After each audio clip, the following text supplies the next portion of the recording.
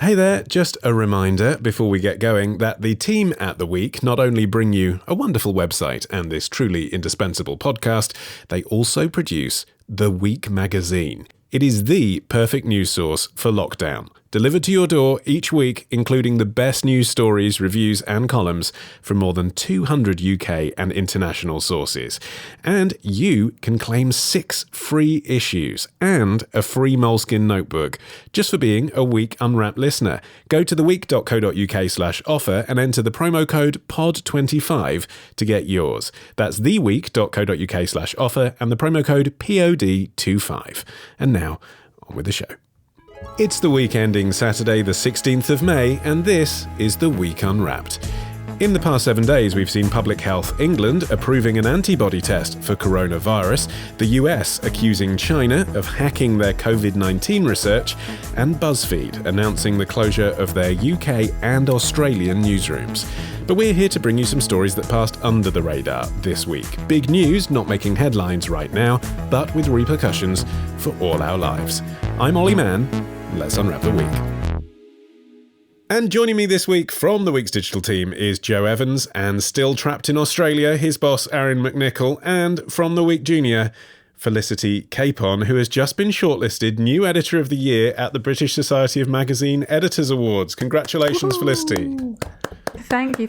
Weak applause through Zoom.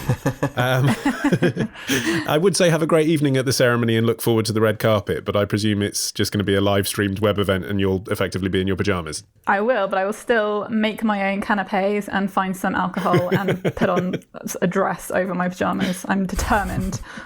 Sounds perfect. Okay, Joe, you are up first this week. What do you think this week will be remembered for? Is Fortress Europe rethinking its walls? We drive up through this typical Hungarian village, and all I see is this never-ending razor wire fence. I take a photograph and I tweet, Fortress Europe. We finally hit the official Hungarian-Serbian border crossing, and as I open the car door, I'm hit by that familiar smell of tear gas. Tirana Hassan, Amnesty International's Crisis Response Director, in a video posted to their website. Joe, what does she mean by Fortress Europe, and what's the story this week? So during the 2015 migration crisis, this concept of Fortress Europe became quite popular as people built fences all along their borders to control migration flows. This weekend, 244 migrants managed to reach the UK by crossing the English Channel. It's thought to be a record number in just a few days. And it comes at an interesting time because it's a time that Europe is starting to rethink this sort of concept of Fortress Europe, with Spain beginning to dismantle lots of the razor wire fencing that went up during the 2015 crisis. And why do you think Spain is doing that? Is it the pressure of Amnesty International and groups like that putting out videos like the one we just heard a clip of, where you can see, you know, migrants have obviously seriously harmed themselves trying to climb over these wire fences? Yeah, so the socialist government in Spain, led by Pedro Sanchez, is basically making good on an election promise to take down the fences as part of an attempt to have a more humane migration policy. Spanish medical staff regularly have to attend to migrants that either get deep cuts or worse on these razor wire fences. And we probably should make clear here that we're talking about razor wire as distinct from barbed wire. Barbed wire is designed to sort of tangle migrants up and impede their movement. Razor wire is specifically intended to maim and injure people. And the argument essentially is that it's an incredibly inhumane way to go about trying to control the flow of people when you're building fences that are deliberately designed to injure rather than to impede and redirect them. And Arion, we've seen some social media campaigns targeted against the manufacturers of razor wire as well. Yeah, that's right. And some of them have responded to those campaigns by specifically trying to either distance themselves from the sale of their product to countries to do exactly this, or simply to cut off their sales to countries altogether. And there's one Berlin-based company called Mutinox that has done this exact thing and said that it's not going to sell to other countries. But I mean, in a way, coming back to Spain saying, that they're doing this for reasons that are entirely high-minded, it's a little bit of a fudge, because really what we're seeing is the development of new technologies that kind of replace the archaic, simple, straight-up borders of the past. So, fences are one thing, but when you've got seismic sensors and night vision cameras and surveillance drones and so on, then the question is, does Fortress Europe, as it were, actually need razor wire fences to stop people in the first place? There's also other countries involved, aren't there? And Felicity, it's all very well nations like the UK and Spain and Germany taking this more high-minded approach. But if Hungary is still there putting up razor wire, then they will encounter razor wire. If Morocco is putting up razor wire on the way into Spain, then the migrants crossing through Morocco will encounter razor wire anyway. As a continent, all the countries are complicit in what happens to these people, whether, they're getting cut on this very vicious wire, or whether they're suffocating in lorries, or whatever it is. And I think countries like the UK do like to sort of wash their hands of it and pass the problem on to someone else. I think also the point is slightly that, in a way, Spain gets to say that it's being more humane if it gets rid of this razor wire. But what about, countries in North Africa? They could still be using the wire, and Spain gets to say that they're being more humane and, using surveillance and high-class tech. So the problem is still very much there, regardless of whether some countries are claiming to be pious and claiming to be more humane. I think it's also the fact that, and especially this will be heightened with coronavirus, but a lot of countries and governments, particularly like Hungary, for example, want to be seen to be tough and to be doing something and taking action. And I think you're seeing a lot of, xenophobia towards people moving. And that's definitely the case with migrants on the move. And, further afield, you're seeing it in the US as well, with Trump's comments about stopping his immigration plans and immigration policies as a sort of veiled way, I suppose, of containing the virus when it's anything but. And Joe, is this really a conversation that is happening between nations at the moment? We've been hearing criticism of the fact that nations aren't even really cooperating on coronavirus. Are they actually talking about this? So I think that the coronavirus crisis has definitely sort of put pressure on the concept of European solidarity. And I think that's something that people have discussed quite extensively in terms of Europe sort of throwing up its walls around individual sovereign states as opposed to the continent, which is what we saw in 2015. It is very difficult, basically, to influence countries to change their border policies because despite being in the EU, their external borders are still their policy, essentially. And it is, as I say, largely countries like the UK, Spain that are changing their policies rather than places like Hungary, like Serbia as well. There is one area in which it may be possible to influence those countries, and there is a sort of a legality issue here. Legislation about border states says that if you cross anywhere other than an official checkpoint, it's illegal. However, if you're crossing a border illegally, it's usually voided if you're making an asylum claim. So there is a case to be made that places like Hungary that physically stop people crossing a border irregularly are interfering on people's legal rights, essentially, to cross the border in order to make that claim. So that is one way in which the EU might be able to influence the sort of policy of countries like Hungary towards their external borders. On that point, it's also something of an open secret that, the vast majority of asylum claims that are lodged with border guards tend to be rejected. So it's sort of no surprise that people go out of their way to cross at places other than official checkpoints and look for alternative ways to get into countries.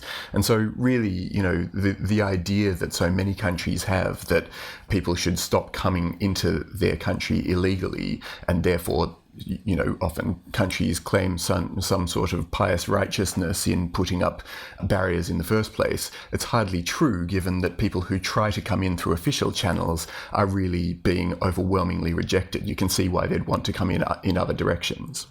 And Felicity, I wonder whether the razor wire element of this is sort of a red herring, in the sense that, as Joe said, we've just had a bumper weekend for illegal migration to the UK. Why is that? Well, a lot of people are saying it's because the ferry routes are closed because of coronavirus. So that rather suggests that desperate people and the smugglers helping them will always find a route. And clearly that route has involved the legitimate ferry crossings that happen dozens of times a day between France and England. They're not supposed to be on there either. Those routes are supposed to be thoroughly policed, and yet clearly people are using that as a way in. Yeah, I mean, I think that's definitely true. And I think that what you say, that people will always find a way, is absolutely key here. And I kind of feel that should be the starting point for any policies or discussions about asylum seekers or migration in Europe. It's the idea that people are escaping war-torn countries, they're escaping violent situations, they're economic migrants. They will always find a way to get to where they're going, I think. I think the razor wire is just something that attracts the attentions and is so headline grabbing just because it is so vicious and so nasty. And as we've already said, it is something that is designed to maim humans. And I actually would go back to the point to the manufacturers. I can't actually really think of reasons when manufacturing it is okay. I mean, it just seems like such a vile thing to create when you know it's actually going to really cause terrible, horrific injuries to people. Arion, what are the legitimate reasons for creating razor wire? Well, there are lots of places that razor wire is used not on the borders of countries, obviously. It's sold to prisons, it's sold to individual companies to try to keep people out of their properties. It's sold to people who run shipping companies to try to make sure that their ships are secure from piracy. So, it will depend on the individual to decide for themselves which of those are the legitimate places for using razor wire. But yeah, it's not just used on borders of countries. I guess, Joe, for a lot of countries, they won't have to make these decisions soon because the technology is changing.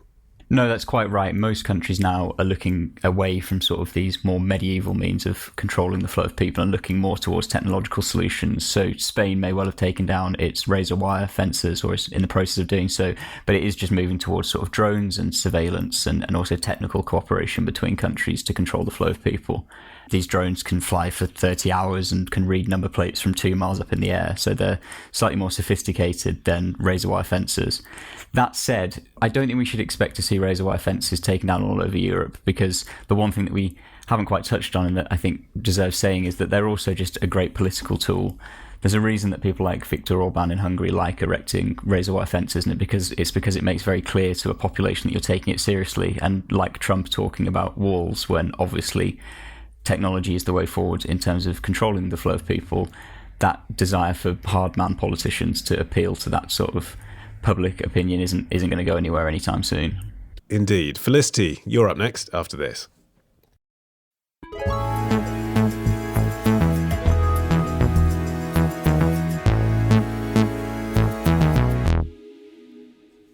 All right, Felicity, it is your turn. What do you think this week will be remembered for? Could a blast from the past shape Chile's future? In searing heat, women chant the anti-rape anthem, A Rapist in Your Path, as they march through Santiago. This song has gone viral since a Chilean collective first performed it last November. Organisers say International Women's Day in Chile brought over 2 million women to the streets in the capital. CGTN America's coverage of Chilean International Women's Day. Felicity, that was back in March. What's happened this week? So Sebastián Piñera, Chile's president, has appointed a new minister for women's rights and gender equality. So far, so good. However, Macarena Santelices is the great niece of Augusto Pinochet, whose 1973 to 1990 dictatorship saw more than 3,000 people murdered or disappeared. Many atrocities were committed. Amongst them, hundreds of women were raped and sexually assaulted. So as you might imagine, it has caused outrage from many women in the country, particularly because in an interview in 2016, Santelices praised the good side of the dictatorship. She has also, though, hasn't she, acknowledged the human rights abuses of the period? She hasn't praised that. She has, and she's defended her appointment by saying that she's never endorsed or justified human rights violations, and she has asked Chileans to judge her on what she does in this new role and what she does from here on inwards, basically. She's already said that one of the first things she wants to do is address the appalling levels of violence against women in the country. But the reason why I chose that clip of International Women's Day is that it did really seem to jar with a huge recent growing wave of demands for reforms in the country. There's been a big mobilization of women, millions of women turning out for International Women's Day, demanding to see progress on the issues of women's rights. And I think the other thing is going back to Pinochet, the fact that his legacy still casts such a long shadow in this country. Okay, well, let's park both of those thoughts and return to that in a moment. On the issue itself, Santilli says, appealing to Chileans to, quote, judge me on what I do from today onwards as a woman. I mean, Arion, to what extent does any politician have a point when they're appointed to say, don't judge me on things that I've said in the past. I have this new role now. I'm going to work in this new role. I want to do this new role. Don't hold something I said in an interview 4 years ago against me. But I don't really know what people can judge you on if not your past coming into that role. Touché. You know, so I really can't see quite what that argument means. But I don't know. I think it may turn out that she'll be a wonderful ambassador for women's rights at this crucial moment where the country has been so inflamed by social unrest and people have been really motivated in a whole lot of different ways, and particularly women actually who have long been associated with protest movements in Chile. But, you know, again, I think that her pedigree is very obvious. It's associated with the Pinochet regime, given that she's an actual relative of Pinochet.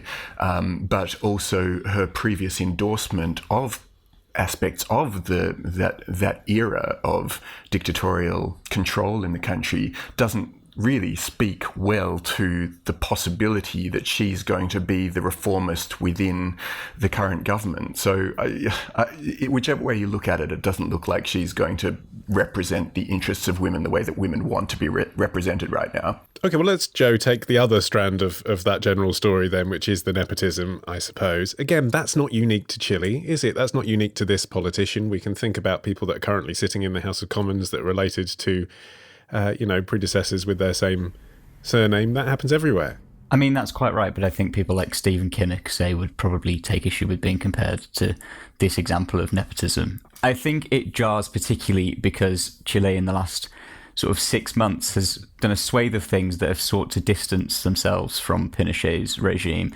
In November last year, after one of the largest public gatherings in the nation's history, Chilean politicians voted to scrap the constitution first promulgated under the Pinochet government and are currently in the process of drafting a new charter, and there's a referendum planned for later this year, presuming that it isn't delayed by the coronavirus, and it's hoped that will be in place by 2022. And as Felicity points out, there has been a series of women's marches in Santiago this year. On International Women's Day, more than 1 million women gathered to protest against femicide in Chile, which, given the sort of history of women's oppression under Pinochet, seemed again like Chile was sort of sweeping its horrific history aside for a sort of more positive future. I think that this appointment sort of serves to drag Chilean politics back into that awful period of time, and I think that's why it's become sort of particularly jarring and why it's come at such a poor time. All right, well, let's return to those two thoughts that we parked then, Felicity. So feminism and Pinochet, basically. Starting with the last one first. Chile as a country, what is their feeling about Pinochet's legacy? We're talking, understandably, as if, lots of people would be outraged that a relative of Pinochet has a job and defends his legacy. But presumably there are people in Chile who don't have a problem with that. Very much so. I think it's still very controversial to this day that, there was actual real support for Pinochet. People in Chile were really, really terrified of Salvador Allende, who was president, the socialist president before Pinochet. They were really worried he was going to drag Chile into some sort of communist, socialist nightmare. And actually, I lived in Chile for a year, and I remember meeting people who, firmly supported Pinochet. And just to quote a friend's mother who said the tranquility he brought to Chile, and she refused to acknowledge the countless deaths and disappearances. And I remember being on a university campus and seeing a big banner for an event which said, "Do you love Pinochet?" ? So it was very much a question about his legacy that still goes on.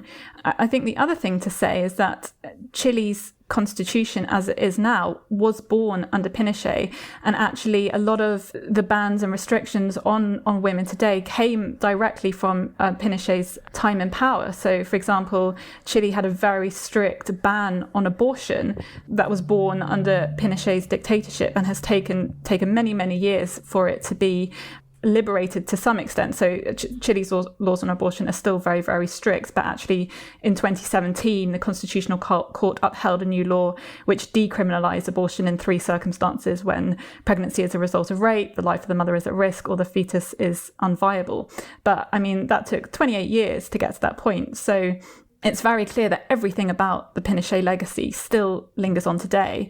And even, the president before Sebastián Piñera, Michelle Bachelet, she was a political prisoner under Pinochet, and her father, who was head of the Chilean Air Force, was tortured to death under him. So politics and Pinochet is completely tangled up together. And on the feminism point then, what is the impact on the Chilean feminist movement of this appointment and on Latin American feminism more broadly? It sounds as though there are just a lot of women who do not think that Santelices has the experience or the training or the knowledge of what's really going on in the country. I mean, again, you could argue that let's wait and see what she actually does. Let's wait and see what her first ideas are. But it does seem that there is a divide in Chile, and it's reflected in all other parts of Chilean life as well, which is why you saw these huge protests last year. But in terms of unequal opportunities and perhaps elite women and poorer women, and their experiences are like diametrically opposed, two different countries within one. Arion. Also, on that point, Sebastián Piñera is not regarded as any kind of friend of women. And Felicity, you mentioned that point about, the huge rates of femicide in Chile over the last years and decades. And even as Piñera was inaugurating this new law to try to tackle the problem of femicide, he made the comment that sometimes it's not just that men want to commit abuse, but also that women put themselves in a position where they are abused. So I think that people feel this natural suspicion about Piñera, that even if he's making reforms, and this isn't just about women's issues, but broadly about the country, because, after this massive protests, he has started to try to meet protesters' demands. But I think that people are worrying that he's dragging his heels as he does so, and he's just doing it to try to sustain his own power. So I think that none of this is likely to see the end of protests, particularly once people come back from lockdown, and I suspect that we're going to see yet more violence on the streets. And Felicity, this story really is underreported, isn't it? I had a look around before we recorded, and it was only The Guardian that covered this. Why is the British media so uninterested in Chile? I don't know. It's such a funny one. I mean, I remember when I lived there, realising that the BBC never actually had its own specific Chile correspondent, and a lot of the tension would be in Buenos Aires in Argentina or in Brazil. So it is extraordinary, especially considering the UK's links to Chile and to Pinochet, the fact that Pinochet was arrested in London in 1998. It does seem extraordinary that there isn't more attention, and that particularly as the current changes to the constitution and the current unrest will just have such far-reaching implications for the whole of the South American continent. Well, you are doing your bit here, Felicity, for Chile. Arion, you're up next after this.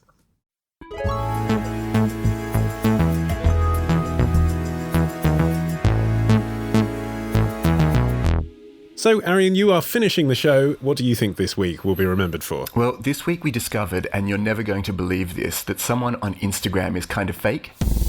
I know I talk a lot about how important music is to me. And I know all my Instagram followers see me hanging out with producers and pulling looks at the studio because I love doing the most. After putting so much of my heart and soul and time and energy into what I create, this past year was when I really started to understand that I cannot live without music. Making it. I know I talk a lot about how important music is to me. And I know all my Instagram followers see me hanging out with producers and pulling looks at the studio because I love doing the most. After putting so much of my heart and soul and time and energy into what I create, this past year was when I really started to understand that I cannot live without music. Making it, hearing it, feeling it, everything. I mean, it's literally everywhere for me. Like it's flowing through me, but also I'm a part of it. I don't know. That was a clip from influencer Lil Miquela's YouTube channel, and Arion McNicoll isn't as authentically honest as she may sound there. No.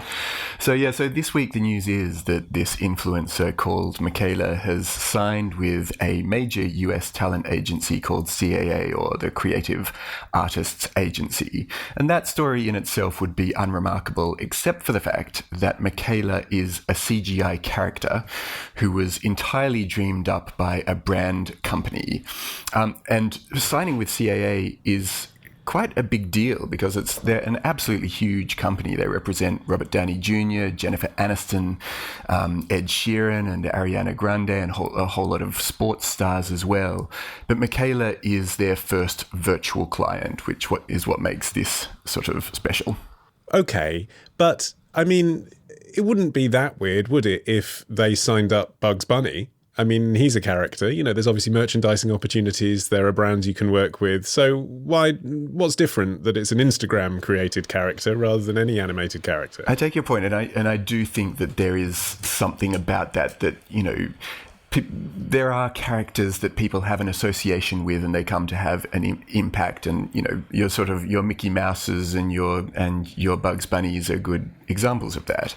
But I think that what's interesting about Miquela is that she sort of spans this mid-section between fantasy and reality, and as well as having this Instagram identity or, you know, profile where she claims where her creators put her forward as an existing person who wears clothes and sings songs and so on. She also has a YouTube channel where she gives these sort of YouTuber style confessional videos where she talks directly to the camera and to the audience and tells them about what's going on in her life. And then she has these fictional breakups with other fictional characters, and then also interacts, as it were, with real life people, you know, rappers and other influencers, and appears in their feeds. So there's this real sort of feedback loop of what's real and what's fake, and it's very unclear where one ends and one begins. It's also unclear, Joe, isn't it, what the motivations are of her creators? I mean, is it just commerce? Was this the end goal, to get someone who can flog Calvin Klein underwear on Instagram and you can control because they're a computer? Or actually, is it something else? Is it art? I mean, I'm just not really clear. So in terms of its commercial use, the influencer market is apparently worth $5 billion on Instagram alone. So you can certainly see that there's a sort of, you know, there's a financial motivation potentially behind this in terms of, as you say, flogging any kind of product, and it's easy to control because it's a CGI character. I think the way in which this is so sort of bizarre is that you kind of point to Bugs Bunny, but then Bugs Bunny isn't sort of a lifestyle influencer. You know, Bugs Bunny doesn't advise people on best ways to avoid Elmer Fudd, whereas this character is sort of talks about veganism and talks about, you know, it's been hinted that she's LGBTQ, which I think is sort of, it's very strange territory. And you're right to say kind of what is the motivation, because, you know, critics of this have sort of suggested that it's a slightly sort of cynical thing for a branding company to be doing, to be sort of cannibalizing real world issues like LGBT issues, like women's issues. She's also suggested to be an ethnic minority, so kind of cannibalizing ethnic minority experience for the purpose of an experiment which is definitely being used to sell products, but beyond that is kind of quite murky, and it feels slightly insidious. But it's something that pre-teens in particular seem to relate to. And Felicity, that's your audience too, isn't it, on The Week Junior? I mean, would you carry an interview with Miquela, even though she's not real? I wouldn't carry an interview because, as Joe was saying, I think there's something really disturbing about this. And I think her influence on impressionable young minds is certainly troubling. But I do think as a debate, it's something worth raising and worth looking at all the various issues and problems with this. My kind of rabbit hole of research led me to a similar digital avatar called Shudu, who is a black model created by a white photographer called Cameron James Wilson. Cameron James Wilson has said that his biggest influence in creating her was a special edition Princess of South Africa Barbie doll. When Shudu posts on Instagram, it's accompanied with hashtags such as Black is Beautiful, Melanin, hashtag Black Girls Rock. But she's not real. And there's already been such huge debate and controversy in the fashion and beauty industries when it comes to BAME models that it just seems really odd to suddenly have this black model who isn't even real. And someone in a New York Times article wrote that it made her compare it to minstrel shows. The idea that you can be fascinated with blackness without ever having to engage with a real black person or talk to a real black person about their experiences. And I think it's very uncomfortable and probably quite offensive. But Arion, if a load of white animators created a load of white avatars, that would equally be offensive to people, wouldn't it? They'd say, where's the representation? Yes, but I suppose the particular criticism with Shudu is that it's a black woman being created by a white man, and what gives that white man the right to speak for black women. I think that representation is probably good, but the representation has to go deeper than the avatar. It has to go back to the people who are creating it. And in the defense of the slightly shadowy company that created Michaela, they actually are quite well represented from what little we know about them. A few of the key people who are involved in this company called Brud, which is the branding company that created her. One is a black guy who used to be a DJ, and another is a Hispanic woman who worked at Lionsgate Pictures and then went on to work at AOL. So there's a variety of people behind her in the creation of her, but I do take your point. The point is about the world needing representation, but I think it goes deeper than whatever the equivalent of skin deep is with CGI. But I think with Shudu or Michaela, in both cases, it's also the idea that we're already seeing ordinary humans editing themselves so frequently and so readily on Instagram or social media and sort of creating these bodies, supermodel type bodies that are then being manipulated. That's why I think Michaela and Shudu have grown up, because actually if you flick through Instagram, they don't actually seem that different from social media personalities like the Kardashians or, like any influencers or women who are trying to make their skin flawless or make their hair look perfect. So it's sort of promoting unrealistic beauty standards. And again, going back to my audience, I think that's another reason that regardless of who's creating them, the reason that they're flourishing and the reason they're so popular is we've already got to a point where we have such unrealistic standards of beauty and what women should look like. And again, I think that's really, really worrying. And if you're sort of on the fence about this, just another thing to introduce to the conversation, Arion, is it true that Michaela apparently was the victim of sexual harassment as one of her storylines? Yes, and in fact, there's a range of different... I mean, I say true. Yeah. Was it invented that she was the victim of sexual harassment? Yes, yeah, and there's a range of these controversies that have become attached to the character, and the one that you're talking about is it's delivered via one of these YouTube confessionals where she talks about having got into a rideshare cab with another guy and having this experience where the guy starts out being sort of a bit weird with her, accusing her of being artificial and not real and a bit robotic, and that's one of the themes that is played out via her various plot lines, that she's not real, and the question of realness keeps coming up. But then he starts to come on to her and he ends up touching her inappropriately, and survivors of actual sexual abuse or harassment have really weighed in and said, well, this is a really inappropriate storyline to be toying with. It's something that real people go through, and you're throwing it out there with this CGI character that's designed to just sell clothes. And for this strategy to succeed, we all, as individuals, would have to be interested to actually buy something that Michaela is modelling or click on an affiliate link. So, I mean, whatever our cynicisms about this, I'm just curious, purely from a consumerist point of view. I mean, Felicity, if you saw a product, whether that was an evening dress or a pair of designer headphones or a concert tour that Michaela was promoting, would you consider clicking on it, or would your cynicism about being involved with her endorsement actually prevent you from doing such a thing?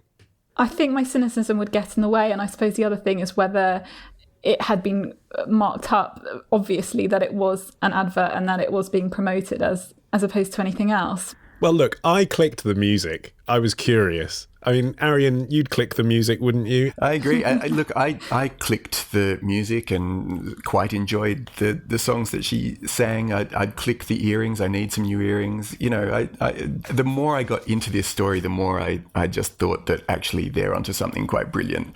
Even the sort of cultivated, cynical aspects of it, somehow through that, she's still an incredibly compelling piece of fiction. So, yeah, I drank the Kool-Aid. Give me the earrings.